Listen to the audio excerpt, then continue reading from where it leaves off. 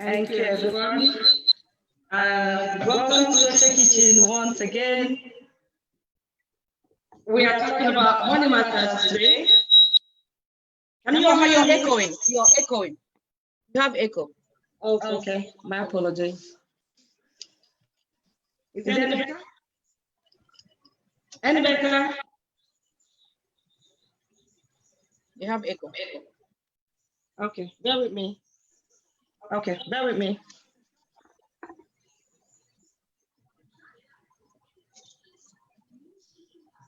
Can you hear me now? Thank you. Sorry about that, Charlene. Thank you. Welcome to Oche Kitchen. Echo. Still echoing. Wow. Okay. Let me see why. Happy Father's Day from Oche Kitchen's discussion to all the men in the world. Is it any better now? Can you hear me now? Yes, it's good now. Yeah. Thank you very much. I apologize once again. Welcome to Oche Kitchen. Today, the 20th of June. We're here to discuss money matters, and we'll have in our midst our guest who will be talking with us today on money matters. We'll have Binta Eta. Binta, welcome. Thank you. Thank you. We have Ugochukwu Omeogu. Ugo, welcome. Thank you for joining us. And we'll have Chidinma Nzeadibe. Chidinma, are you there?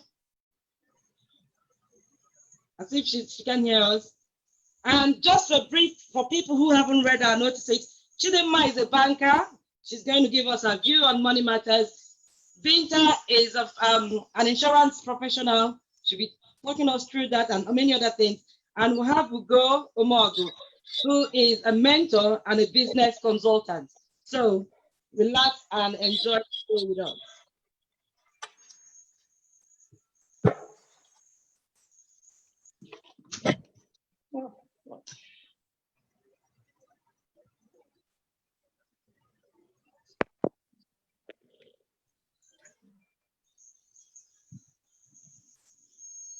Your work is yeah.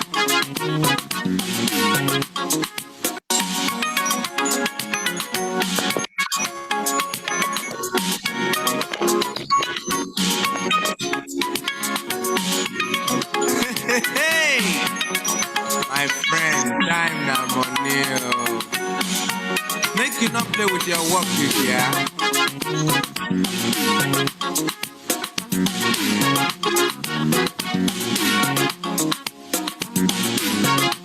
Hello everyone, this is Joma from Oche Kitchen. I just want to say Black Lives Matters, all life matters, make love, not war.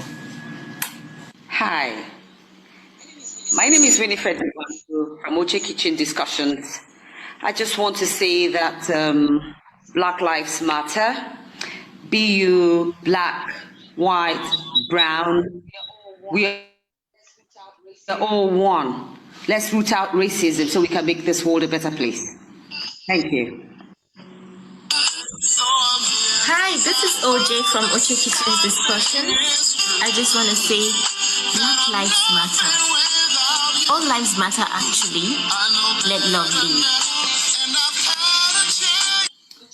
If you remember no job, the Oche Kitchen discussion reminds you that Black life matters, all life matters, my life matter, your life. Love and peace will rule the world. Yes. Thank you, and over to Oche to kickstart the day. Oche, are you there? Okay, so who is broke and who is rich? The difference between these two is how they see money. For broke people, it's all about their present income, while the rich people, for them, it goes beyond that. It's about how much of their present income they are able to keep and convert into assets, which ultimately provides an income in the future. Having said that, my first question is going to go to Ugochukwu. What is financial freedom? Ugochukwu, you are still on mute. Can you unmute yourself? Oh, yeah. Yes. Good evening, everyone. Oche, thank you for the question. Can everybody hear me? Yes, we can, yeah. Okay. First of all, it's like I'm the only man here, right? No, there are other guys here. No. We have other guys here. There's Maxwell, okay. There's Philip, there's Okay. Ethan, yeah. I'll just take a few seconds to appreciate Oche Kitchen, and this is a very lovely platform. I commend all of you. This is really amazing, and I think you guys are taking this empowerment, taking it actively, trying to lead the way, and this is very nice. First, I'm an investment. I used to be an investment banker with JP Morgan in the US, and I also work for Access Bank here in Nigeria. And then I have my own company on consulting, has to do with business and investments. Oche, like you said, the broke person is thinking about the income for now, and the rich person is projecting into the future. Financial freedom has to do with continuous steady flow of income. If you have a means of having income that is coming in on a continuous basis, that even if you stop working, the money will continue to come in, you are also enjoying financial freedom. So, but I would like to contrast that with economic freedom. You see, economic freedom has to do with your capacity to generate ideas, develop products, and able to sell it. That's economic freedom. If you can, on your own, initiate ideas, create products or services, put it together in a business and run that business profitably, that is economic freedom. But financial freedom is if you have a means of money coming to you without you having to do anything else, that is financial freedom. But it takes a lot of discipline. I hope I answered your question. Wow.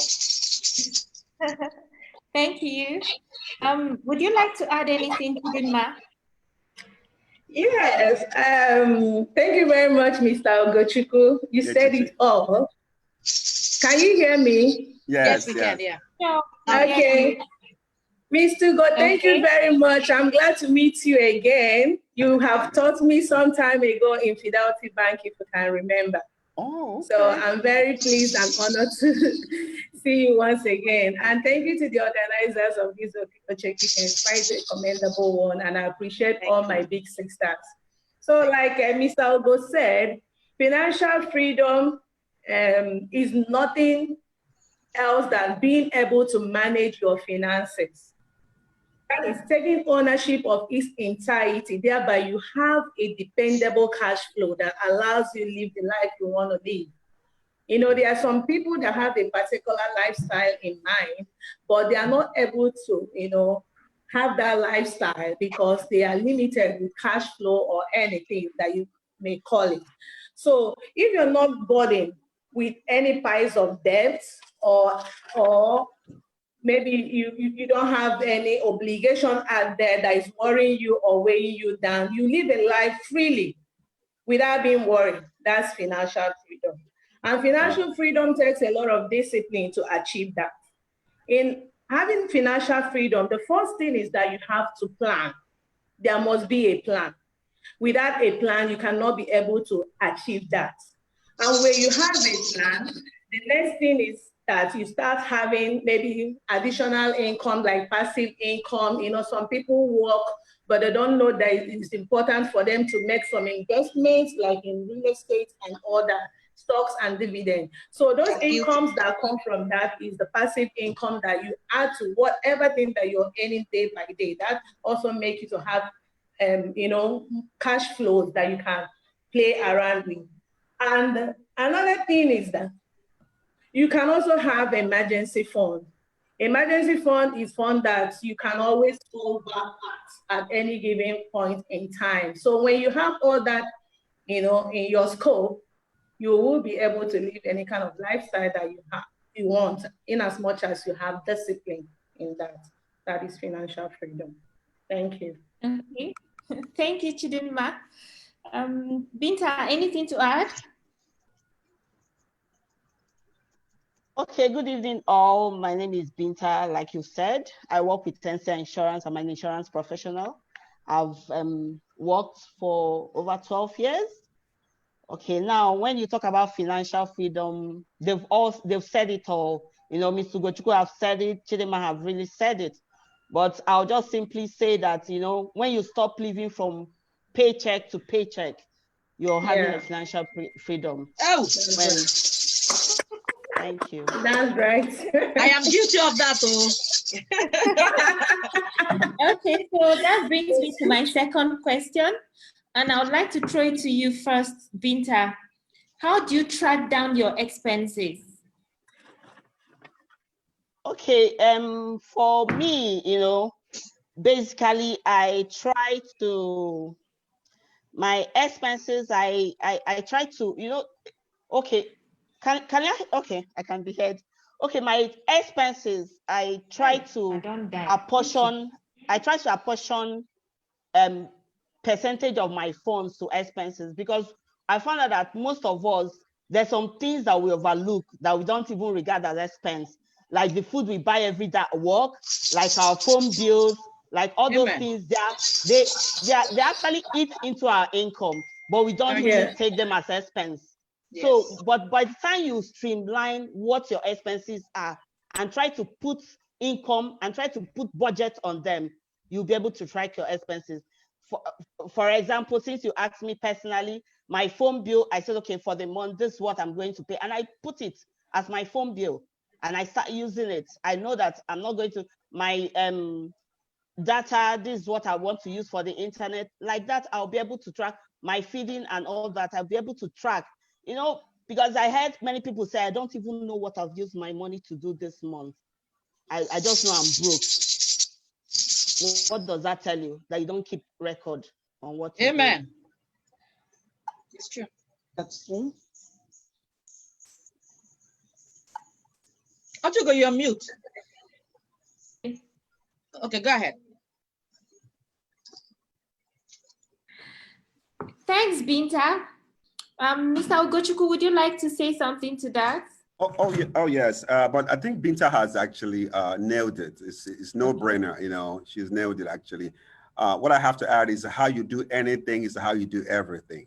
You cannot have a separate habit for something else without that habit overlapping other things. So if you're not someone that is conscious of your daily living, whether it's exercise, food, you can't track your expenses, you know. So if you have, tracking your expenses has to do with being conscious of your life in general, making sure that you have some kind of accountability about how you live your life. You cannot segment it into what you eat, how you spend money, who you hang out with, you know, so they're all tied into that consciousness of having an accountability mentality about your life. Otherwise, you just blow your life without even knowing what it is. And I also think people make enough money to live well, just that they spend it before they know what it is done for. I think most people make enough money, just that because they don't have some kind of budgeting, they still spend those monies on things that are not necessary. But one more thing I want to say is, if you have I have a budget template, I have a software that tracks my expenses. So I already know what my expenses are in a month. If it's maybe 200,000, 400,000, it's already there in my head, So, but if you're conscious of that, it's easy for you to now know when to stop before you go over the board. All right, can I ask Ugo a question before you move? All right, for people like me, I don't track anything. Like you said something, I was like, oh my God, he's pointing at me. You know what I mean? I don't track anything. And for me to say I'll go on an Excel spreadsheet to track things. So for people like me who are lazy to track it via Excel or something like that, or who don't think we need to track, and then we get into trouble every month because we don't track it, like you guys said. How can we start? How can you encourage us to start doing, like, what are the baby steps for us to start tracking this expense? Because I have that problem. I don't track anything in my life. I just go. If it finishes, it finishes. If it's, you know what I mean? Yeah. Okay. One of the things you could do is set a goal. Set a goal of something you can do this month. I'm going to do this. I'm going to pay for this school. I'm going to save maybe $1,000 by the end of this month to be able to do something else. If you set that goal, it will help to check your excesses, because something is always reminding you that something is ahead of you. But if you don't have a particular goal you set, everything becomes a goal. Spending money becomes a goal, blowing the money, So if you can set a goal for something this month, it will put some kind of consciousness about how you spend your money. Okay, can I make a contribution? Yes. Thank you. Hello. Yes, Uche, go ahead. Okay, this is Uche. IJ. So for you, trying to track your expense is difficult for you because you think you have to do it on a computer and all of that. So that's what, you can do it daily on your mobile phone where you have your notes. You can just try every day, like you respond to WhatsApp messages, just try to write it daily on your notes. Okay, I spend, maybe at the end of the day, just have it on your phone, where to go. You don't even need a computer and all of that. So that way it can help you track your expenses. Yeah. Thank you. Can I say something to that as well? Yes. Sure. Yeah, go Yes. ahead. Yes. Okay, yeah, Sister IJ, for you in particular that you say that you can't track. So I think the first thing, just like Mr. Ogo and Binta said, you must create a budget. There has to be a monthly plan of your income and expenses. You need to categorize it. You must have to do that. And you have to record your expenses. Another thing that you can do is that you can form a habit of pen and paper. You maybe use an envelope at the beginning of the month. You put, if it's for grocery, for entertainment, maybe you have people that comes to your house, you go and bring 1 bottle of wine. Maybe you guys can even take 3 at a go. You limit it to 1. So when you form that habit of knowing that if you budget this particular amount, say it's for grocery or for entertainment or for this, once you exceed that limit, you stop spending.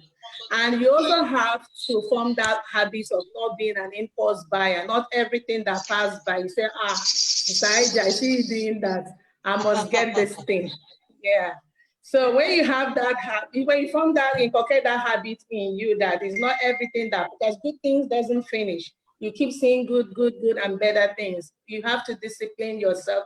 The first and foremost thing is to have a budget. Once you set a budget and say, this is what I am dedicating this particular thing for.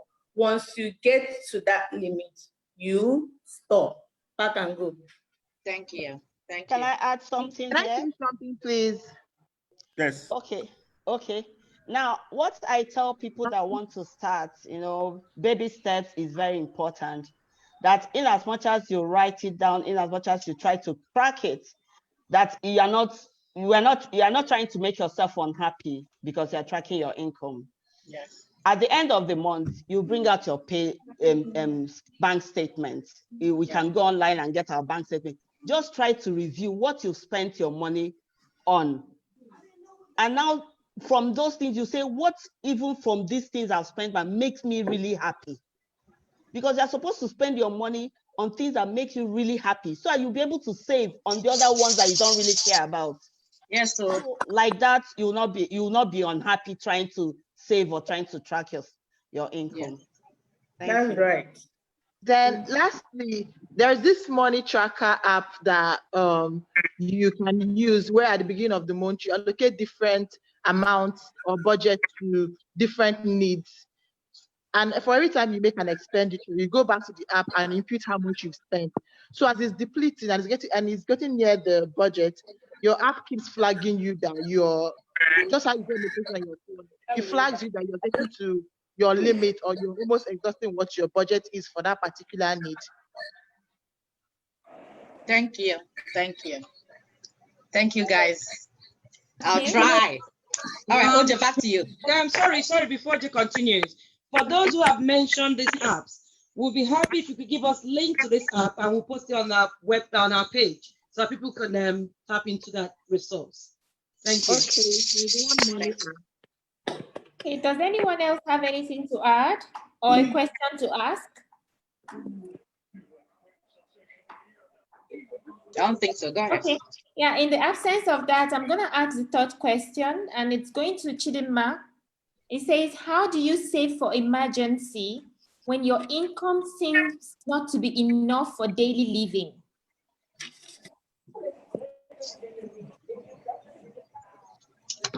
Did you get the question? No, say that again. Okay, it says, how do you save for emergencies when your daily income, when your income seems not to be enough for your daily living? Okay. Okay, let's say that's falls back on the emergency fund that I mentioned earlier. What am I talking about this emergency fund? Emergency fund is a fund or rainy day fund. Is your insurance against unexpected income shortage. Money that you always fall back at. And it's very, very advisable for everybody. Once you are in a paid employment, make sure that you have a dedicated account that you don't have to touch. You know, you can only fall on that account when there is emergency. And the first thing that you have to do in attending that is that you have to estimate or calculate how much is needed as your emergency fund. Usually you can do a 6 months plan, a 1 year plan, you know, you make sure that you drop something in that account at every month and you don't have to touch it. You can only touch that fund when the need arises.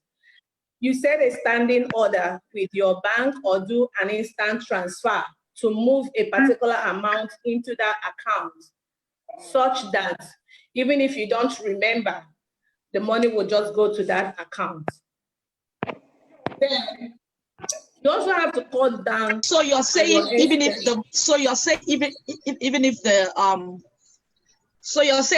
your salary is not enough, you still have to dedicate to save. Yes, you have to, whatever thing that you are earning, you have to learn to live live within that limit. You don't have to, you know, overestimate or live above your means. Even if you're earning a 50,000 naira in a month, you can at least save 5,000 naira. Doesn't keep it in that emergency fund outside the normal expenses that you might want to do. Just that emergency fund is very, very important. I, as a person, in fact, I bought my first car through that fund. When I started working, when things were still very good in Nigeria, that fixed deposits can give you up to 18% interest and all that. I must tell you that my first car was bought from that fund, because I set aside that fund, and what I do is to keep putting that money into fixed deposit, and it keep yielding and yielding for me till I get to 1 million, you know, and from there it keeps increasing and all that. So you must, it requires a lot of discipline. It's not like it's something that is very easy to do, but you have to really discipline yourself, because even the very first day you start any job, you have to also have in mind that the employer can fire you the next day. So once you're in any paid employment that you're not doing your own personal business, you have to be very prudent, very careful, very wise in your spending.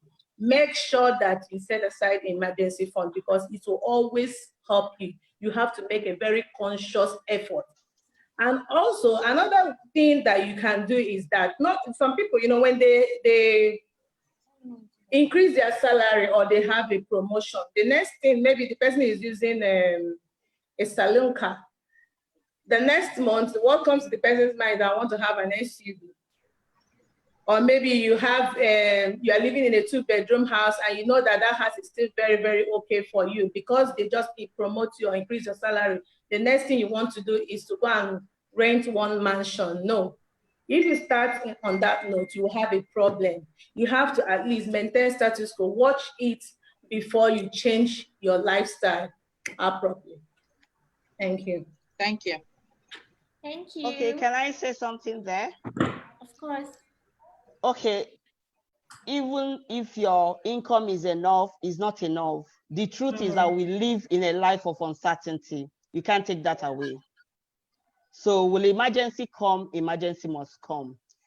Now, what I also advise people is define what your emergency is. If you know what your emergencies are, you'll be able to save towards it. For me, for instance, when my parents were still alive, because I know I love them to heavens, you know. So they are getting old. I keep it, though I pray for them, I don't want anything to happen to them. But at the back of my mind, I know that anything can happen at any time. So I always keep a fund aside. They might need to go to the hospital. They might need, I know that one day they will die. So what will happen? Is it that time I'll start running around? Is it that time I'll start looking for money? Is it that time I'll start, you know? So I start keeping money aside, and it really helped. When it happened, my parents died within 1 year, 2 of them. When it happened, I didn't struggle. You know, it's you know, when people are crying, say, that you did burial, you are doing burial again. But because that has been, I've been conscious of that. It has been at the back of my mind. You know, that's also where insurance comes in. You know, you can just say, okay, let me just put this money aside. Let me just insure this. So because of this uncertainty, because of emergencies.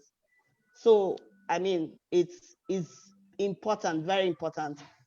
That we should find out, no matter how little you earn. No matter how much you're earning, it's doable. And it's you must, because it will happen. Yes, it is. Okay, so Mr. Ugochukwu, do you want to add voice to that? Yeah, yes, absolutely. I honestly think Binta and Chichi has covered the whole entirety of the whole concept. Just to add a little bit concept on that. Any problem that cannot wait for your money to solve is not for you to solve. Any problem Say that again. Say that again. Any problem that cannot wait for your money to multiply is not for you to solve. Wow. Okay. Any problem that cannot wait for your money to multiply is not for you to solve. There are certain problems that will live on their own, but you know, people are problem solvers, and when you become a problem solver, more problems will come to you. Address will become problem solver. So anybody anywhere will be sending you, but when they find out, if they call, you have to question what the problem is. Is it necessary? Can it be deferred? When you start that kind of relationship with people, they'll think twice before they call you for this kind of problem. But this time you're a very emotional person, they call you, you're the biggest central bank of the world, and they're emotionally attached to this thing. They'll keep calling you all the time. So that's number one. And then anything you cannot buy. I'm sorry? I needed to hear that. Yes. And anything you cannot buy twice, you're not qualified to buy it. If you buy something today and that thing goes away, if you can't buy it the second time without disturbing your foundation, then you're not qualified to buy that thing. That's number two. Number three, to be able to save, you must do two things: adjust your lifestyle and adjust your expenses. For example, I've changed some brand of the things that I use. The thing that I use, you know, because of your attachment to a brand, is overpriced. Most of the goods we use, fashion, food items, are based on the brand. I say that all the time. Thank you. So you go and buy but now with this COVID-19, not everybody has been come to something level of senses that you know that you can also do with alternative brand, which is lesser in price but the same quality. So there's some certain things you use. You can cut down on those lifestyle. Maybe I see people go out every day to go and eat. You can eat, I mean, like you eat from their house. You can cook those exotic food at home. Those things you go and eat, you pay certain few dollars or thousands. If you add them up, you can actually go to the market and make a family setting and cook those meals and enjoy them. So if you reduce the number of times you go out on some things, you can create alternative way of having fun without having to spend much. That's one. And then sometimes people are overstretched in their expenses based on expectations of who you are. You live in certain areas that is stretching your income, and you just want to live there. Then you're already dying instrumentally. You're going to poverty. You're not dying I've never heard this, dying instrumentally. Instrumental poverty. Yes, it's coming. Have you heard about this before? Okay, I never heard dying instrumentally. Yes, you're blowing your and it is so bad because it is so bad because it's bit by bit. It's insidious. It's not so obvious. It's after 10 years you find out that you've already been dying before that time. Okay, so now I get you. You get it down. So it's just small, and then you become numb to the reality that you're dying financially.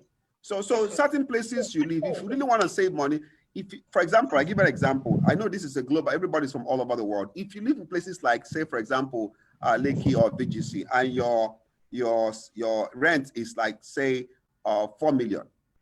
You can move out of that place and move to Egbeda, where the rent is 500,000. You have saved 3.5 million. Yeah. And you get a better house at 3.5 million at Egbeda. I'm just saying, for example. Then if you move from VGC or Lekki, they will actually think you moved to Banana Island because you didn't tell them where you're going. In their head, they think you're upgraded. And when they go to Egbeda people will see a big man has come into our life. So you see, you win everywhere. And that adjustment is called temporary setback for a permanent change. That money you saved from moving from VGC to Egbeda, you can now invest it in a platform that can multiply that money. You can actually come back to VGC and buy the same house you are renting. Wow, that's cool. So it's a holistic paradigm shift to know that you are on a journey and you should not, shortchange yourself while you're doing that. So two things I said. Number one, lifestyle change and cut down on expenses. And any problem that that cannot wait for your money to multiply is not for you to solve. That's my thought on that. Thank you. Thank you. That was thank you so much. I actually took something from everything you guys said. So I'm gonna hand over to Ify to take up the next set of questions.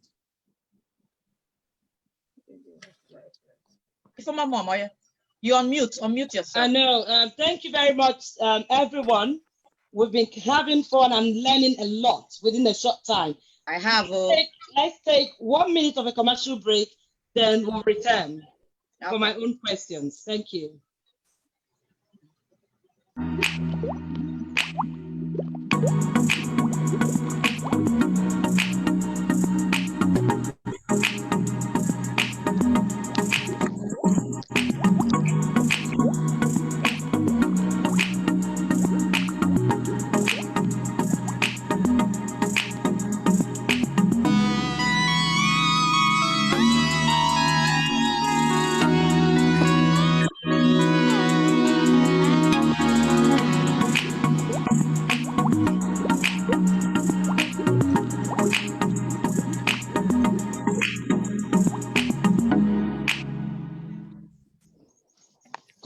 Thank you very much. Welcome back. Me again. So my question now is,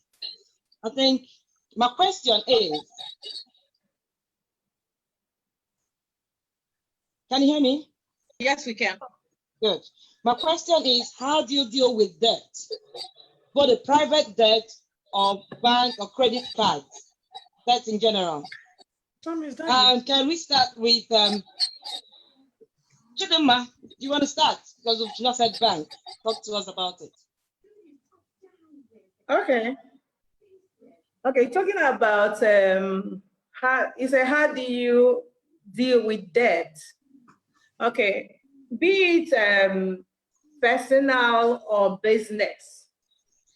The first thing you have to know about debt is that you have to know how much that is owed.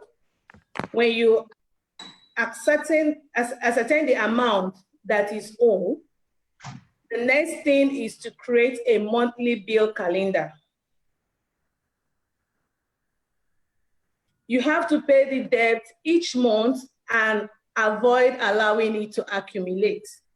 Because the moment you allow your debt to accumulate, especially for those that take the bank loan with high interest rates or whether low or high, the bottom line is that the moment you miss paying out your debt as it falls due, you are shooting yourself on the leg. The interest will keep accumulating and it doesn't give you a good standing. You have to make at least minimum payments, even if it's little. There are a lot of people that they don't even bother, they don't even care. And they forget that this is affecting, especially for those people abroad that have a credit card. I know that you don't want to play with that because you know that the moment you miss paying or servicing your credit card is affecting your credit rating. So you have to make a conscious effort, prioritize your debts. In prioritizing it, especially the credit card aspects, make sure you pay them because being unable to pay it is not going to help you in any way. Like I said before, you have to use a monthly budget to plan your expenses. When you have a monthly budget, you will not run into that problem of owing here and there. So you have to always, like I said, always have a budget. When you have a budget, you won't have any difficulty. And when you owe, please make sure you pay. Don't allow it to accumulate because the moment you allow it to accumulate, you are shooting yourself on the leg. I'm talking from the banking experience that I have. There are a lot of customers that are not able to pay their debt, and a lot of things are being done, to make them pay. People different. Okay, let me not go into that anyway. When you're not able to pay your debts, it's not giving you any good rating Standing, yeah. in the economy, in the society at large. Thank you. Thank you. Ugo, what do you want to tell us about this, please? Well, Chichi has nailed it actually. It's as good as she has said it.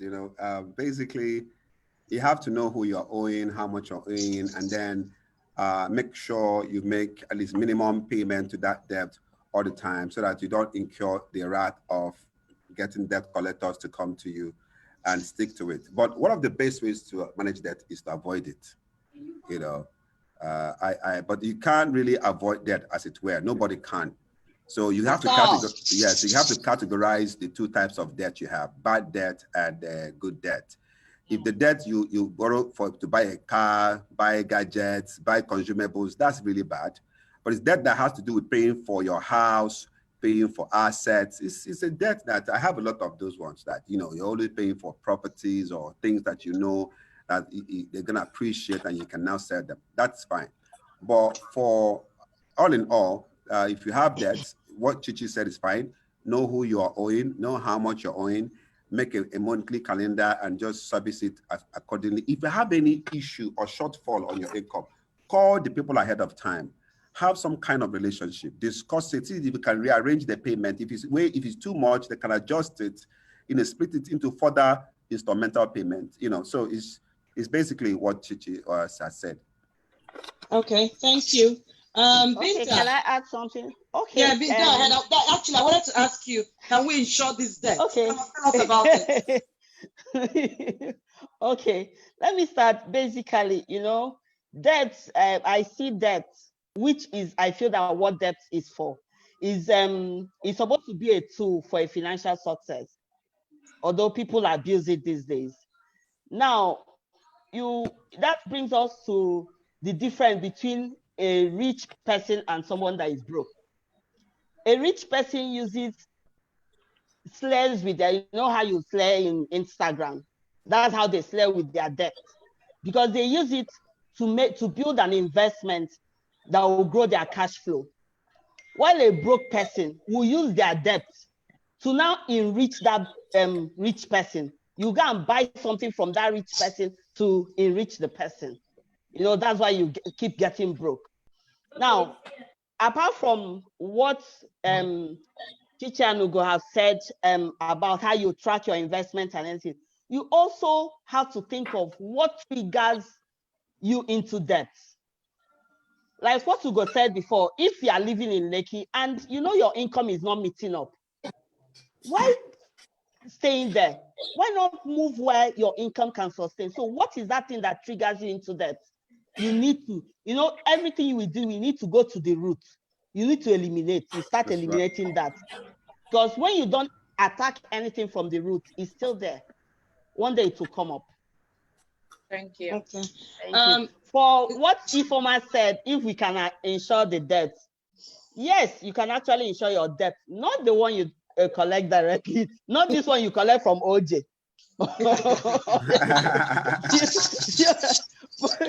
Because a lot of people just assume that when they say you're a debtor, they'll say, I'm not a debtor, because they don't go to the bank. You've forgotten that you're owing Ijoma Wapa, you're owing Ifoma, you're owing Oche, and all those small money you're owing up and down makes you a debtor. Right. You've gone to buy clothes. Now they will just tell you, just come in and pick. Once they know that you have a paycheck coming at the end of the month, you buy credit. You are a debtor. So but when insurance comes in, we can insure a debtor if you're in an organized, if you're in an organized, is it society? Will I use? When it's an organized sector, like if you are borrowing from a bank, we can insure you. What we are insuring is your life in case you default or you die before you finish paying the debt. The bank will not go after your beneficiaries. The bank will not go after the family you have left behind that are just trying to come up the grief. Insurance steps in to pay the balance of your debt. Now, if you have if your company or where you guys have an organized cooperative, we can also insure your debt because you borrow from the cooperative. We can also insure your debt on that cooperative. We insure your life, and we also insure your loss of job. In case you lose your job while you are paying that debt. But everything has process and terms and conditions still applies. Thank you, Binta. Onyinye Vic Bubu wants raised his or her hand. I think he's a female. Okay, Onyinye, go on. I've got something to add. Okay, my name is Kingsley, and from where I was able to catch up. Okay, I think in being a debtor or incurring debt has a whole lot to do with us. Some people don't actually know when to borrow or have genuine reasons to borrow. It's very important that you know why you had to borrow. You see, any money one borrows does not belong to that person. What it means is that you are not free until the whole money is paid. What it means is that any other income you're making is not actually yours. Meaning, if you had a reason to borrow, you need to check, is it an emergency that I will be able to make? As in, I will be able to make this income within a month. Meaning, long-term loans are a killer. Very much. So very, very important, you know, the duration. 1 month, make sure once you get your salary, you make a payment and offset it as quickly as possible. People don't understand that long-term loans, you know, we keep on making you live a life of misery. You think it's yours, but it's not yours. And as long as that debt is still there, it keeps incurring more and more, and you end up not being able to even account or make proper plans. You know, thank you. Thank you. Thank you very much. And Can I add want something to that? Yes, you can. Go ahead. Okay. One of the I heard them mention a few times about trying to pay at least the minimum. One of the errors people make in credit is to think that paying the minimum is enough. That is where the killing starts. I would advise anyone, don't just pay that minimum. That minimum is actually set up for you to bury yourself more and more into credit, into debt. And it is set up in societies where people actually are led into debt, perhaps because they have assets or things that will eventually offset with their net worth, so they are not negative. Don't just focus on paying that minimum if you want to get out of debt, which is actually better for you. Please pay in as much as you can each month and plan for it before you borrow a debt, you know, take on debt. Before you borrow money, please ask yourself, what is the repayment source? If you don't have a source of repayment, then that debt is not yet an emergency. Try to work within what you can deal with. Most things that people go to borrow for, especially in Nigeria, are not really as essential. I've seen people who borrowed money to buy big cars and to feel like they belong. Those are not essential. Those are irrelevant. But please pay. Don't just pay that minimum. The reason is because the money, both the principal and the outstanding interest, is compounding. That means the interest that will be charged on both the principal and the outstanding interest will be added together, and they will be charging. So that is why people who don't know, you know, are buried so much in debt, they become overwhelmed at some point, and they will say, but I was paying every month. No, you were not paying sufficiently. So I would advise, don't pay the minimum. Calculate and plan to a period of time you want to pay off that debt, and every month pay up that chunk that can make you meet up with that. Thank you very much. Thank you. All right. I think the topic debt is really triggering a lot of brain teasing and all. It's interesting. Someone said it's beautiful that we're talking about the triggers. I want to mention one practical thing we do, as they say over there, that is abroad. We have such credit facilities. If you're already in debt, right? You borrowed from this credit card with a higher interest at the time of borrowing. You can borrow from another card, which gives a lower interest to offset that debt. And that way, if you keep rotating it that way, you find yourself managing your debt. So we will not lie about it, even though we know the triggers, we will try to avoid it. There are people in debt and it still carries on. One more time, we'll take a commercial break and we'll come right back. Thank you very much.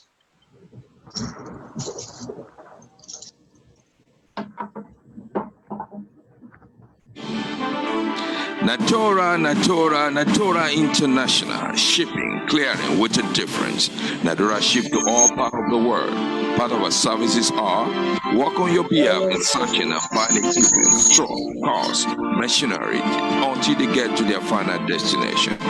Global freight forwarding, air freight and cargo, warehouse, consolidation, construction of oil and gas equipment, display cars and trucks for sale at a competitive price.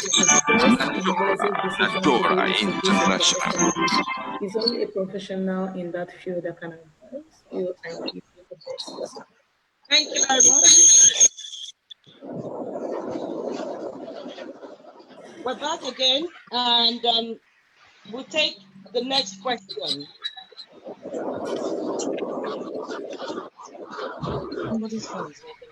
Can anyone hear me? Yes, we can hear you. Yeah. Good. Thank you. Next question is, Investing seems complicated. How do I get started? And why is it crucial to be diversified? Investment, because maybe generally we think investment is talking about mortgage or stock and every other thing, the bigger things we hear. In answering this question, please, can you just bring it down? Let's put it in all levels so we understand it better rather than just keeping it on the high. Okay, so yeah, Ugo, do you want to take it, please? Yeah, sure. Thank you.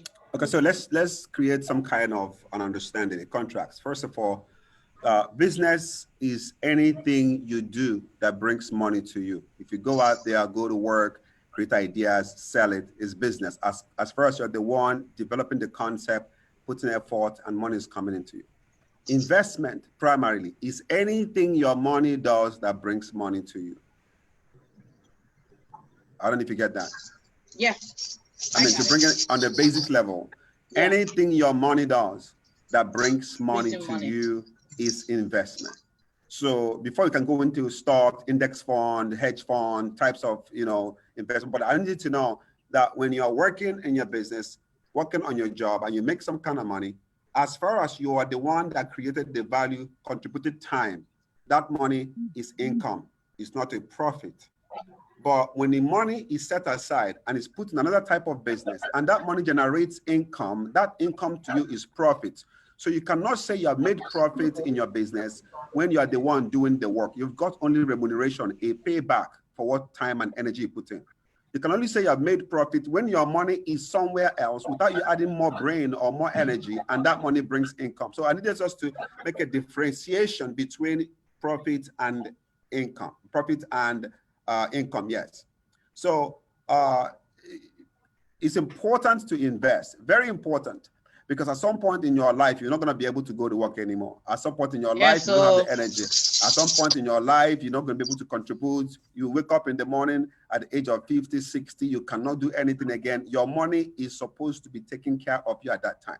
So, so first, the another thing is, they say it's complicated. It's not complicated. It's as simple as understanding the knowledge of investment. Most of the times, investment seems to be complicated when the people that are investing have no knowledge about what investment is. So the first investment I advise anyone to do is self-educate yourself about investment. Have an understanding of what investment is. Have an understanding of how to spot good, nice ones. So what people don't do that. They always ask me questions, what should I invest in? Well, investments for each person is different. It's what I invest in based on my risk profile might be different from yours. My risk appetite might be different from yours. And you also, I don't know if I'm going too far, you also should diversify your investment so that in case any of them doesn't perform as much as you wanted, some other ones can now make up for that particular lapses in all of the investment. So important, most fundamentally, investment is your money working for you. So, but let me let my sisters, come up with other opinions. I have other things to say as we go ahead, basically. Okay. Nkechi, do you want to take it? Binta? Okay, Ms. Ugo, thank you so much. You have really said it all. You have to understand what investment is and what kind of investment you want to do. You have to read it up. You have to make sure you understand it. You have to know the basics. And another thing I will add is you have to also ask yourself a very important question. Why am I investing? When you are able to answer this question, now that's when you'll be able to know, am I investing for a long term, short term, what kind of investment? So that when you are reading up about different types of investment, you will start to plug in what you need. But if you've not asked that question and you now go to an investment forum and you see somebody like Mr. Go, you now say, what, please now, what they now say, we're investing in shares, people will take off and go and invest. You don't know about shares, you don't know anything about it. A lot of people died when the share market crashed in Nigeria. A lot of people had high blood pressure, a lot of people had stroke because they didn't understand investment. And people made money. People that understand about investment, they cashed out even before that crash. Now, when we had our almighty MMM, people even went to the bank, borrow money to invest in MMM. They don't know what it is. They don't know how it works. They don't know how the pyramid stuff works. And they invested. And a lot of people got themselves burnt. Some are still dodging people. Some have left Lagos and relocated, claiming debt because they cannot pay. You know, so you need to know investment. And you also need, like Mr. Ugochukwu said, you also need to know yourself. What kind of person are you when it comes to investment, when it comes to risk? Because investment is risk. That's right. And an accountant will tell you the higher the risk, the higher the return. So if you want the almighty return, do you have the heart?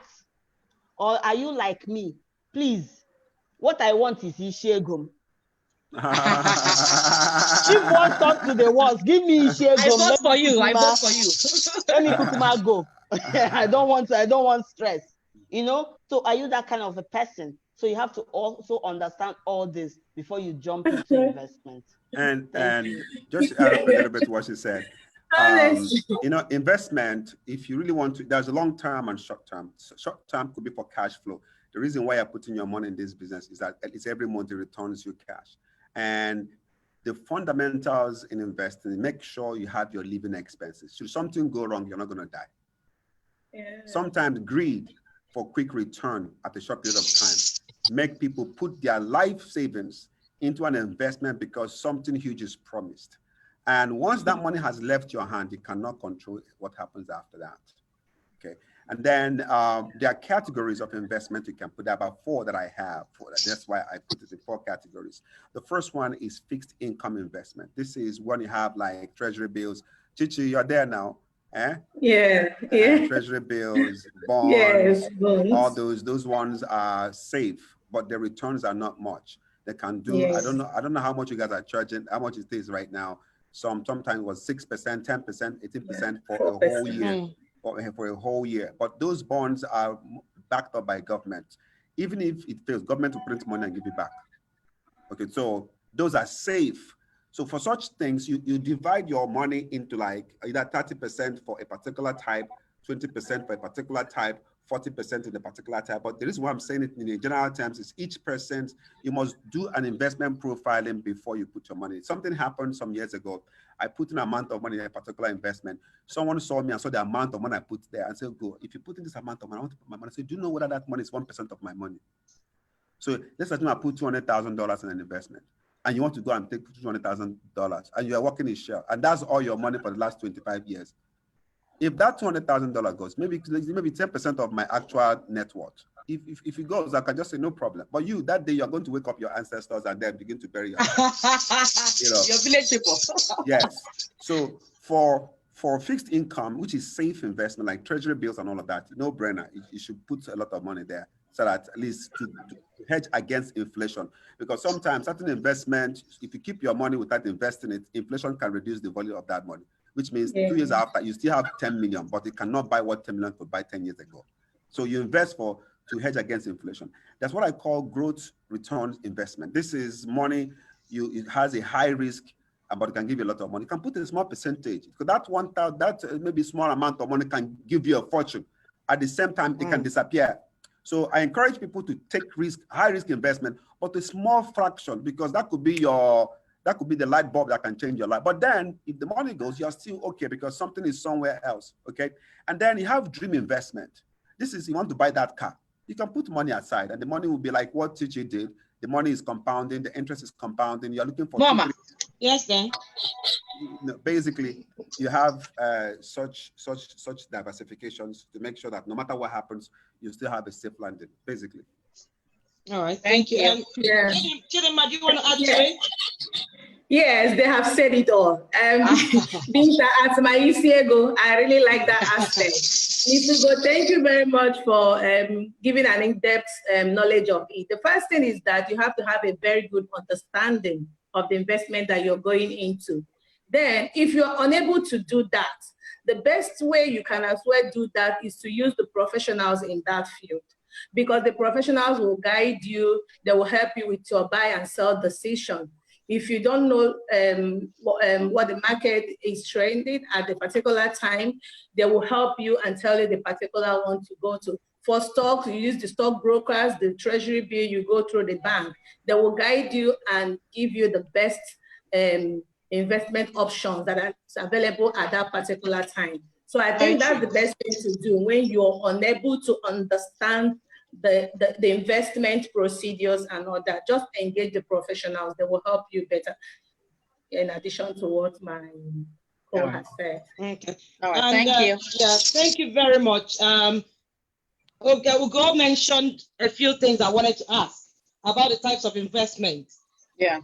Adding to it, I've encountered, or rather I've engaged in this treasury bond in Nigeria. I wasn't quite impressed. I did a trial, 100,000, 6 months. What came out? I wanted, but what I saw was, I thought, anyway. On the other hand, that's what they call the idle fund. I would have still had that money sitting somewhere and not being used. Yes. So on that part, yeah, I consoled myself. I said, yes, I wouldn't have used it for anything. So if it gave me 25,000 naira extra, that's fine. We could share that around and use it to solve some problems. Thank you. Winnie, are you here? But you understand that is the level of risk that you took that the return came in for you. Yeah. All right. Yeah. All right. Okay. Moving on. All right. Moving on to the next question. Binta, I will throw this question to you. Should I prioritize retirement over non-retirement investments? What do you think? Binta, can you take it away for us? Should I prioritize retirement over non-retirement investments? I think the two are just as important for me. Why do I say that? Now, we're not working this hard now to be a burden tomorrow to our children, because you don't even know what their generation will turn to. Maybe they will just be the ones that will say, oh, mommy, please, maybe you just go and rest in the old people's home. We'll take care of you there. So I'm not. They're telling me that already, that I should start saving them. Okay, so I'm not even working today to be a burden to them. So my retirement investment is more as important as today's investment. Yeah. So for me, I just put a proportion, because I know how long do I, there's a basic question. People just move on. You don't just stand up in the morning and just move.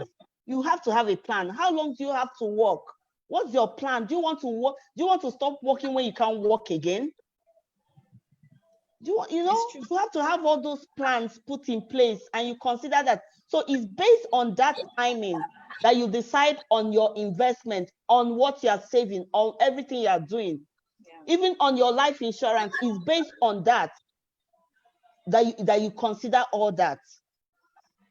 So for me, the two are just as important. Right. All right. Thank you so much. So you're saying have 401k and then have like stocks and bonds and other things at the same time. Well, when you're talking about invest, it mustn't be stocks and bonds, like Ms. Ugo said, and I keep saying it depends on what you understand. You have to understand the kind of investment. Not because people are saying bond and stock, you say stock. I have some stocks. To be honest with you, I don't even know when it's going up and when it's coming down. I don't know when I should sell and when I'm not to sell. Because when I entered the stock market, I didn't really understand it. I didn't read it up. We just went to a stock broker. They said, oh, buy this one. They are selling cheap now. You buy, you say, those money, we feel that they are small money.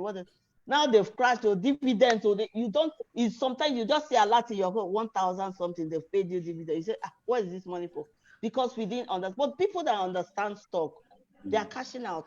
People are buying stock now that stock market has fallen. People that understand it, because they have even my job 401k, everything is just they have the anticipation. They have anticipated. They have projected when it will grow up again. That this coronavirus will not last forever.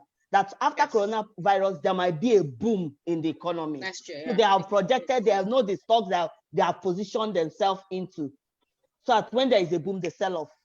All right, thank you. So you have to understand that. Thank you. And go ahead. The extent to which, like Chichi said, The extent to which it can enjoy a professional investment person is dependent on how knowledgeable you are about investment. The questions you will ask will determine how far the person can reveal. Because most professionals, if you lose or gain, they still make money. They charge you the professional fees. Yeah.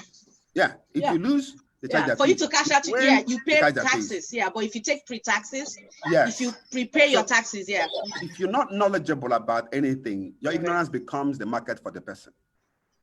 Yeah. Okay. Okay. So, I have a question for you. Okay. I work in a nursing home, right? Okay. Right. We have meetings about new admissions, and this patient has so much money, and healthcare in America is very expensive, right? Then you see somebody who doesn't have money, the government is paying everything for them. The rich people, they want to apply for Medicaid, and the government is telling them to spend down. It means you have to spend down everything for you to be eligible. Because if you're paying too much, if you're paying directly to the nursing home or to the hospital, you're going to end up paying so much, and it's not going to be enough. But we see that some Jewish families, once they hit 40, they transfer everything to their kids' names. So in case anything happens in between them, you know what I mean? Like they will come out as under poverty level. So I'm saying this to say, so what if I invest all these things, and when it's time for me to use it, it's going to go against me? Like, you know, the government might not be able to do something for me because I have to spend while other people government is doing everything for them. So what you're saying is the Jewish people, when they're like 40, they transfer to their children. Most white people, yeah. They transfer assets to their kids' names, yeah. So when but black people don't do that. So when they're now old, the government will pay more to them when they're old, right? Exactly. Okay. So what's the question now? The question is, so like for us black people, how do you like, at times it looks like it doesn't make sense saving all these things, and then when it's time for you to use it, it goes against you. Yeah, so the idea should be wealth creation. I think the black person has been marginalized all over the world. We have not taken advantage of the global economy to create wealth. Very true. Now I preach more about economic freedom, which is the ability to create, initiate a process, develop ideas, create values, products and services, which is the mainstay of financial freedom. If you don't have factors of production, if you don't own factories, if you don't produce anything, you're still going to be dependent on someone else's capacity to produce. So if you're skewed towards creation of wealth, you find out that you will rise over and above all of these limitations because your knowledge about the shortcomings will tell you what to do at what point. So if you're geared towards wealth creations, the kind of knowledge you'll be seeking, and there are 4 steps for that, if I can just share. Do I have time? Go ahead. Okay, so number 1, in your journey for wealth creation, you should do what is called wealth accumulation, which means at the time you're starting to work, start a business, the more money you make, you should start investing early in time. You don't wait for an emergency. At least monthly contribution to an investment plan, diversification in different businesses, startups. There's some startups I'm investing in Lagos. I know the possibility of them becoming big companies tomorrow. But I get the opportunities now. People come to with different business ideas. There is one I invested in, which is in logistics. This guy has been in logistics before COVID-19 came in. And because of the huge volume of businesses, he requires extra fund. I didn't just give him the fund. I bought equity into the company. In the last 3 months, the amount of volume of money this guy has generated in 3 months is like companies doing in 5 years. Yes. But if you don't have this wealth creation knowledge, you'll be managing with the little you have. You know, it's not enough because your mind is small. Even though you make $700 billion and will have a small understanding about investment and business, you're still going to lose the money. So the idea that I suggest is start now to educate yourself on financial freedom, educate yourself on economic freedom. There are a lot of articles online you can read up. This kind of forum is good. If you bring people like Chichi and Binta and myself, and reach out for more resources. And people should also, participate in platforms that educate them.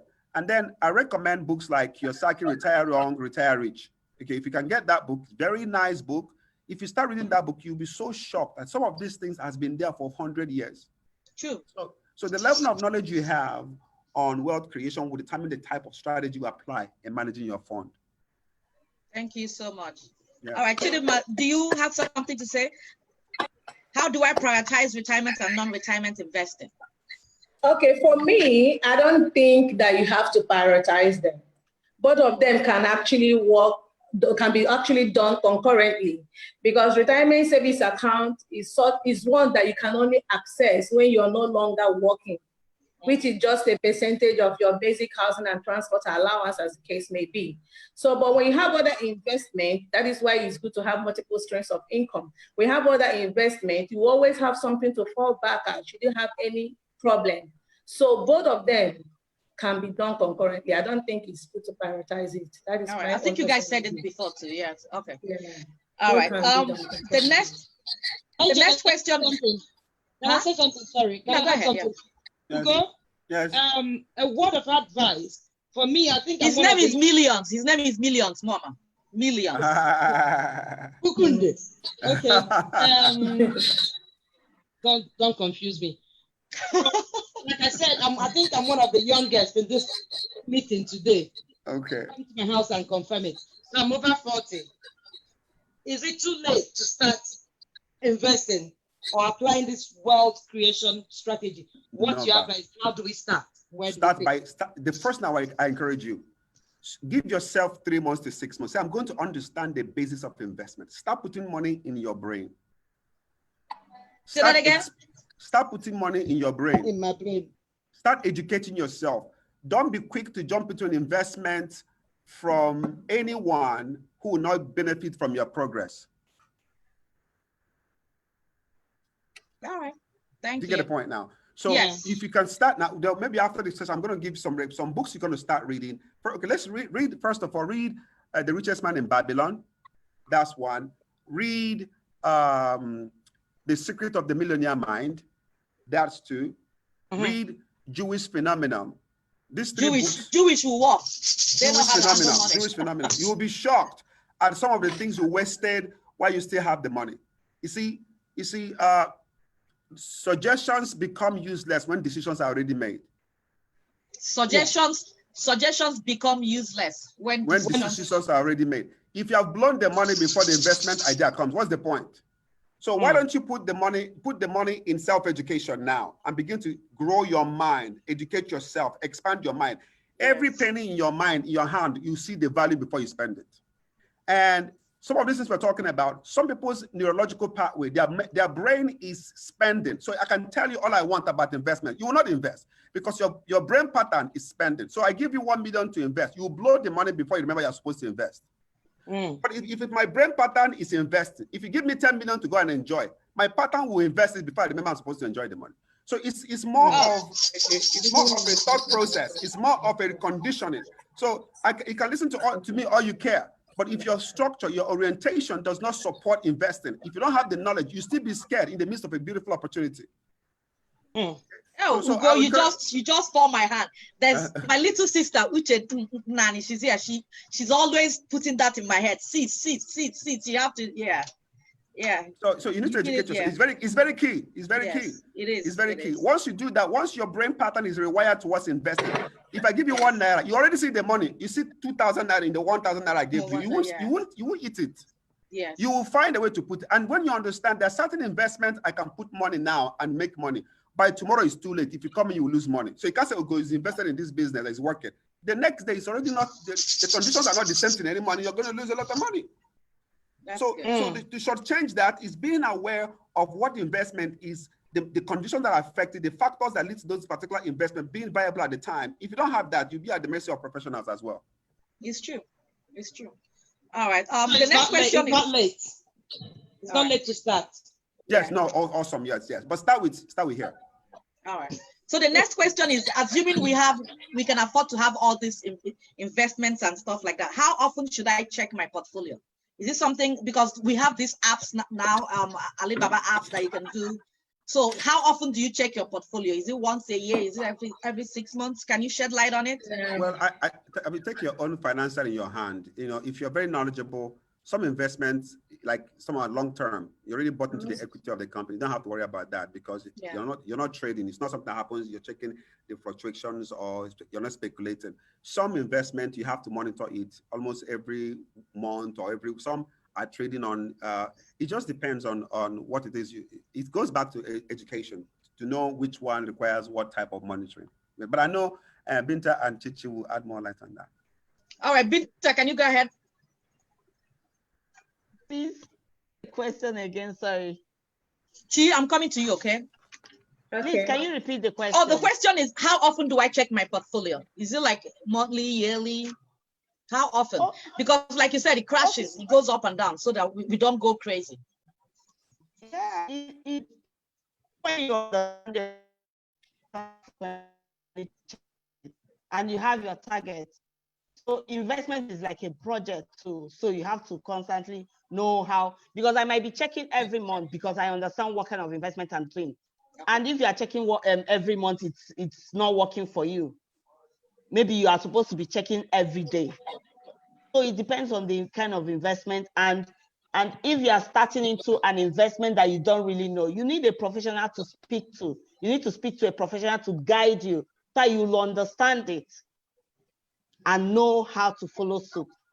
Because you also need to know when to call your investor and say, please cash out. Okay, yes. I'm willing to buy now. And you know, because it's not always good to leave it alone in the hands of the professional. So you have to know what to do. All right. Chidinma, do you have anything to say about it? Yes, I have something to say about it. Mr. Ugo and Binta have also said very fantastic point on that. In addition to what they said, a wise investor should always monitor his portfolios frequently. In fact, I advise daily because it's very good for you to understand the trend. You have to be abreast with the development. Like we said earlier on, if you're not able to understand the investment paper, that is where the professional comes in. You have to employ a professional who will give you a proper guide to help you in your buy and sell decision. So it is very, very important for you to monitor it frequently, because if you don't do that, I'm sorry, you might have a problem. Thank you. All right. Chi, you have something to say? You were raising your hands. Chi, you want to unmute yourself? No, they've already answered. They've already said. Okay. Yeah, they've said it. Thank you. All right. Somebody on the chat, Chizo asked, what do you think about cryptocurrency? Well, who will go first? I don't know who to throw it to. Well, cryptocurrency is a very volatile business. Actually, it's decentralized trading platform where different currencies are not being regulated by any particular authority. You know, so it's a very volatile business. I do not encourage anyone to make it a primary investment platform, but it's good to educate yourself on that platform to see, because the word is there now.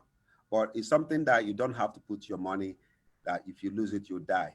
Okay, it's a good platform. It's an interesting development in the world right now, where people are trying to run away from government regulations and then have some level of freedom of what to do with their money and avoid unnecessary infringement on people's money. But it has caused a lot of damage as well. People have lost millions, life savings, because of the promise of cryptocurrency. So it's something that is interesting. I own a few Bitcoins, and I'm not the speculator. I just buy and hold, just for me not to miss out on the beauty of whatever it is going on, you know, but not that I'm putting my heart there, you know. So, but some people are on it every day. They are checking their phone, because technology has made it so easy that every single person can now get on it. You know, some people are dedicated to it every day, become billionaires. But look at the percentage of people who are billionaires and look at the lifestyle they live. The kind of life, the time they commit to this thing is insane. So if that's what you want to do, then you must give it the right type of time and energy and knowledge to get it. But very volatile, but it's an interesting development. Basically, that's my opinion on that. All right, thank you. All right, Winifred, are you ready to throw your questions? Over to you. Winifred, unmute yourself.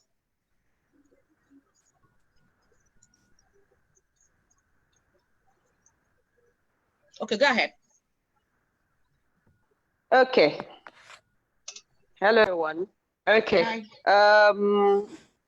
What do I need to know about the insurance policies you would recommend and your process or processes for placing them? And then what will all of this cost?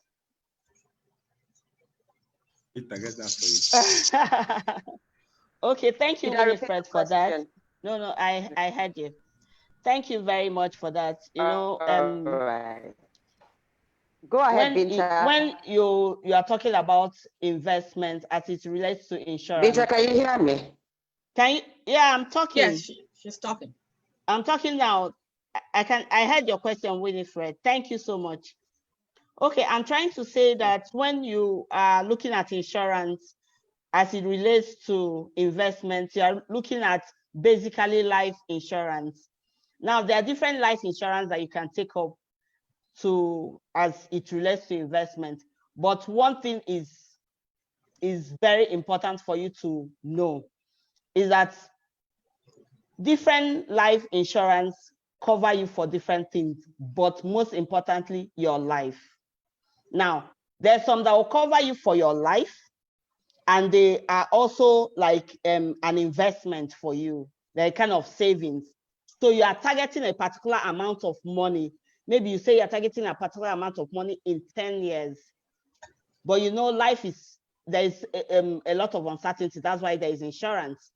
You know, now, what insurance does is that you'll be contributing towards that your target. But if anything now happens to you before you achieve that, when I say happens to you, if the person loses his or her life, that's when insurance steps in. Insurance pays your beneficiary that targeted amount. But if nothing happens to you at the end of the tenure, you get the money with some interest and bonuses. You know, it might not be, the interest might not be as much as what you can get in the investment market, some of the investments you do. But you know that the difference is that your life is covered, that your money is not, you didn't lose out your money totally, that your plan did not die. That once your life is not there to sustain your projection, that insurance will make you achieve it, even at death. So we have different products that you have short-term products, you have long-term products. Some gives you room to also cash out. When you contributed 1/3 of the money, you cash out, you contribute. But because you have a target that you want to achieve, maybe you want to achieve 50 million. By the time you contribute 1/3 of it, you cash, they'll pay you some, they'll pay you a percentage of it, you are contributing. So that you will not also feel that, I'm just giving out money, I'm just giving out money. Now, people also use it to structure plan and say, okay, I want to do this kind of insurance. I know my life is covered, and I know that, okay, that my children need to go into school so and so time, and that's when I must have done 1/3. So I need to cash out something too, you know. But at the end of the tunnel, you are also entitled to your full amount. Remember, your life is also covered. You can have plans for your children, you have plans for yourself. You can have plans for yourself that, okay, at retirement, I want to go back to school. Like me personally, I said, by the time I will be retiring, my second daughter will be in the university. I'll probably go and join them and be shaking things with them in the side. My brain will not go dry, you know? Yes, so I can say towards that and say, if I retire, I'll go back to school and just be disturbing them in school. When they wear trousers, I'll wear trousers and come out. I know they'll be dodging me, but we'll all be there. They'll dodge you. They'll say, Mommy, you're embarrassing us.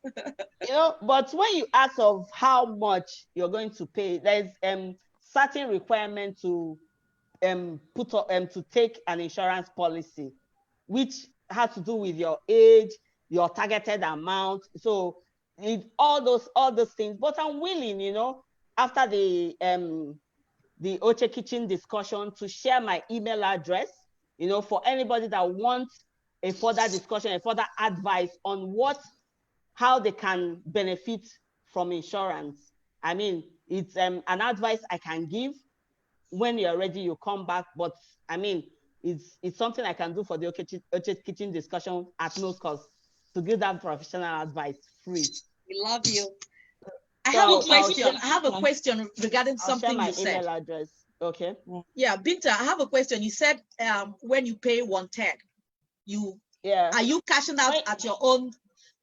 Is it that the you want to cash out, or they will just give you the money on their own? What were you trying to say? Yeah, you are entitled to get a percentage of that amount as a loan.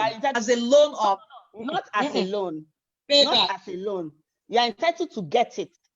But if you decide to reinvest it back, that's up to you. But when it happens like that, it's like for a long-term investment. It has a minimum year that you have to invest. So when you've done 1/3, you are entitled to get about a percentage of it. But the one that there's some that you are entitled to get a loan when you have contributed for a number of years. You can take a loan from the insurance company. You can take up to 90% of what you have contributed as a loan. And the interest will not be as high as the market rate. Yeah. That's another thing. And another important aspect of life insurance too, it can help your tax. Once you have a life insurance and you present it to your HR, it's supposed to reduce your tax, the tax they charge on your. It does for us here, yeah. It's everywhere. It's worldwide, because insurance have the same rules. It helps you for your tax too. So it reduces your tax once you've been proving that you pay. Okay, if I can see your hand. Quick one. Would your insurance company in Nigeria insure persons who are not resident in Nigeria? Good question. Now, other Nigerians. Yeah, it depends on the life insurance you want to take. Because you know that every business that you do now, you have to know your customer. Because a lot of insurance fraud goes around. A lot of people have called in from America. I know I've received a lot of emails that they want to do life insurance, and they'll peg it in a very high amount. And when you ask them, can we see your pay slip? Can you, because we have to also ascertain what is your worth. The one we can, I know there is no life, that life does not have you cannot measure, you cannot equate life with money. Put a price on it, yeah. Yeah, you can't put a price on life, but every human being has a worth. You can't just come out and say, okay, I want to have a life insurance for so and so $1 billion, and you're not even earning anything close. So how do we determine that you are even worth it, or you are not coming in for a fraud? Tomorrow you can relocate from America to Canada and say you've died. A lot of people have printed obituary that they are dead. Will you go? Invictus. Yeah, even so when we send the investigators, no. The answer is no. The answer is not no, but it's on individual cases. By the time you meet up with the questions that we ask you, and you are able to prove your worth to us, we'll give you a life insurance. Okay, I have a question for you. Like here, most insurance companies come to the job. They liaise with your job, you know what I mean? And they do it through your payroll. You're still allowed, you can still go outside and do your thing, right? But at times they come to the job, they liaise with your payroll, and they take it from your payroll directly. So even if I'm coming from America and I'm telling you, okay, Binta, okay, no, not me. Okay, so what if like a company, somebody wants 5 million and you guys think his or her life is not worth 5 million, right? But it's payroll deduction. So would you guys give the person the insurance thing benefits? Do you understand what I'm trying to say? Yes, I understand. If you can take the money directly from their payroll, they're not paying it straight from their account. By the time we'll ask you some certain questions, and we'll also contact your company, and we know that okay, this is we can give that insurance. But the basic thing is that we understand what the contract we are entering into, because every insurance is a contract. We have to understand that contract. And I think everybody enters a different contract. I might decide to do for Informa because I feel that, okay, information I've gotten that Ifeoma is credible. And when you come and say, no, we can't do for you, you'll be wondering. But Ifeoma stays in London, me, I don't stay in Nigeria too, but you know, it's now our own judgment discretion of what we need to do. All right. Thank you. Anybody have something to add? Well, I think Binta has done a great job at it. I think it's also an important thing everybody should think about, that insurance. Nigerians don't, you guys need to do more education on that, Binta. You need to sensitize more Nigerians on insurance. Most Nigerians are not averse to it, you know, because of the maybe cultural disposition, as though you want them to die today. Yeah, you know, exactly. So, yeah, even if, and then car insurance as well. Most Nigerians don't do that as well. Very important. Very important. Yeah, so you have to do a lot of sensitization for people to see the benefit of insurance, basically. Yeah. But good questions and good answer, actually. Yeah. Thank you, Mr. Ugo. Yes. Binta, I think the second part of Winifred's question was how much would it cost? That's what I said. I can't just say, okay, Ijoma, I will charge you this amount of money on your insurance. Because there are some certain questions that we would need answers for. We have to also know your targets. What are you targeting to achieve? We have to know your age, we have to know your target, we have to know your income, and all that put together before we arrive at your premium, what you're supposed to pay. All right. So it's different. So you guys don't do it. If I want a 500,000 insurance, your minimum payment is, $50 a month. Or so you guys don't do it like that. It has to do with your income. Okay. Your age is very important when it comes to life insurance. And if there's any underlying maybe sickness, illness, we have to also know that it's not, you don't have a doctor's report that says that in 6 months that you should just be praying, because a lot of people have come to us too, especially most people that stay abroad. Yeah. So when so we ask what about what Ugo said about the car for medicals? Okay. Yeah, the car insurance. Okay, now apart from life insurance, we have insurance that also protects you, protects your business, protects your business continuity, takes you back to where you are supposed to be from. That's your assets. Now, for car insurance, both individuals and companies, the law is general that you have a minimum of third-party insurance. What does that third-party insurance do for you is that the law is not concerned about your car. The law is concerned about the next person's car. Because the law protects the third party. So if you decide not to take care of your assets, that's you.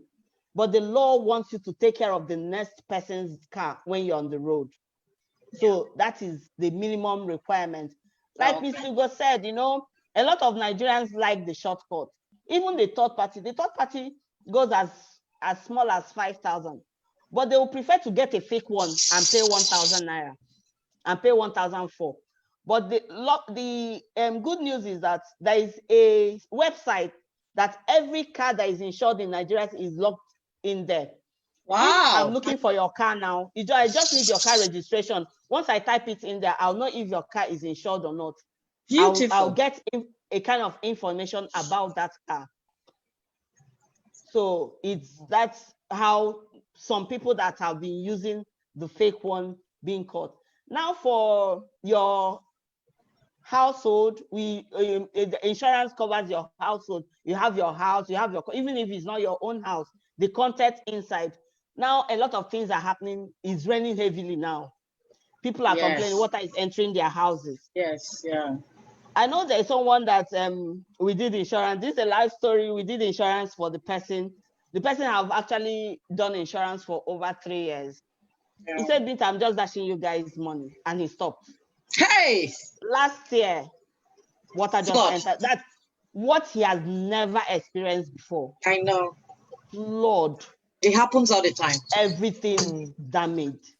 He now came to me and said, what? I said, what is to replace your, So it's, sometimes in Nigeria, people feel we're dashing insurance company money, but insurance companies are paying claims. People that understand it.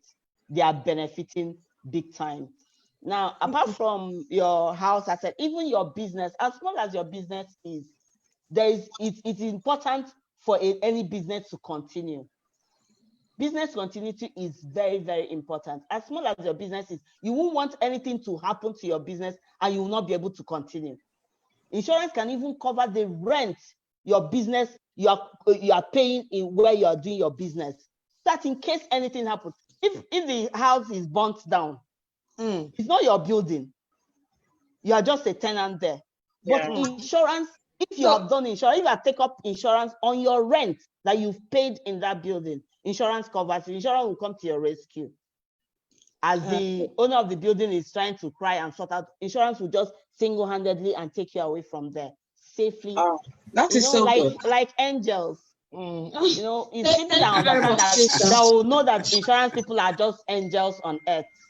Thank you, Binta. And on the flip side, you've left, not you personally, the insurance company in Nigeria has left a bitter taste in people's mouth. I know someone who's had an issue with car insurance and when it happened, so many stories. But anyway, thank you very much, everyone. That's the much. No. If I would like to, before you say the thank you, I would like to come to that. But let me help. It depends on the package. It depends on the package you take. It's not the same anymore. It's not the same anymore. It has changed now. It depends on the package. Yeah. So Binta, the person that paid for paid for 3 years and then stopped paying, the money was not given back to him. The insurance company just took that money. It's done. Your money is gone. You did not. The money is gone. Remember that in insurance you pay premium. Premium is a small percentage of what you are being covered. So when you stop paying that small percentage, you know, because you can imagine having an asset of 12 million and you are paying 60,000. That is not even up to 60,000. And you know that you can pay this money today and tomorrow something will happen. An insurance company will pay you. So because it's a pool, we're not moved because we have a pool. Everybody's putting their we're putting everything together. So, and we have a backup, we have a reinsurance, we have this, we have that. You know, we also we're also going to investment to also be able to make money from monies that have been paid. So, you know, when you don't pay that in the we're pressed for time now. Please, we have just one question that I want to take because I don't even have time to take questions. We do apologize. Ugo, can you chip into this, please? Somebody wants to know, maybe in one line, about will. When do we start right now, will, and the importance of will? If we could just do it, Bay and Kenken, sharp. Okay, it's a very valid question. It's actually arranging your life and before you die. Basically, that's what it is. Articulating what your assets you have, who you want it to go to, and how it should be start before you go. And the best person to do that is get a lawyer to guide you on what you need to know, basically. But it's something that should be done. You don't have to be a billionaire to have a will. You know, if you ever have any kind of asset that you would like to be taken care of when you're gone, to avoid clashes and family conflicts, it's better to arrange your life, put everything in place before you leave here, basically. But getting a lawyer to give you a professional advice is very key. Okay. All right. Thank you. Binta, do you want to say anything? And we'll do that in a broader topic so that we have to discuss things about the law and you. And so stay tuned to Ugochukwu after this forum. I don't know if you've seen that, so he will be aware of it. Can you say that again? Yeah, Sharon Brown wants to get a forum with Ugo after now. That's fine. That's fine. Yeah, we'll get that. Okay. That's why you're doing networking here. Everybody's interconnected. So whoever you want chase, you want to network, you want to do business. Thank you very much. And for your records, we're still taking commercials.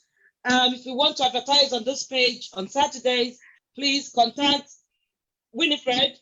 She'll give you more information on that, and we'll take on your commercials and let the world know that you do these things. Thank you very much. We love you all. And we'll say come back again because we've got so much to talk about. Chidinma Thank you, and Binta. millions. Thank you, Binta. Yeah, Thank Chidinma you, and Binta, reach out to me after this. Okay. Okay. And Okay, my Winifred contact. too. Winifred, reach out to Ugo. He wants to. Please, can we have Ugo's contact? Yeah, we put it on our link. Yeah, Chidinma and Binta, reach out to me after this. And Winifred too. Winifred, reach out to Ugo. Everybody on our link. Please, can we have Ugo's contact? Yeah, reach out on our link.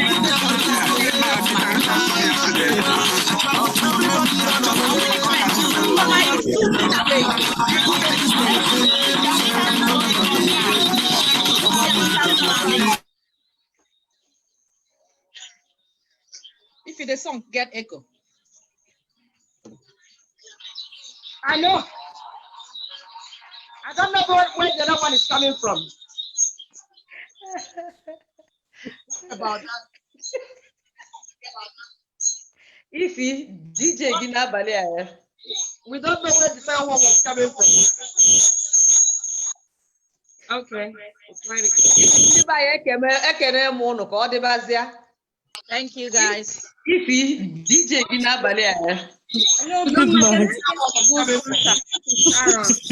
63. It's too much money. It's too much money. Thank you, guys. They told us so many things about money. So thinking about her investment and everything. Don't worry, sometimes they happen. Say na Bali, oh. They told us so many things about money. Don't worry, sometimes they happen. All right, we're having technical issues, so I'm going to end this. Thank you, everybody.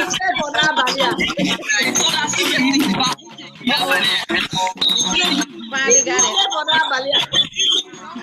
Sometimes they happen.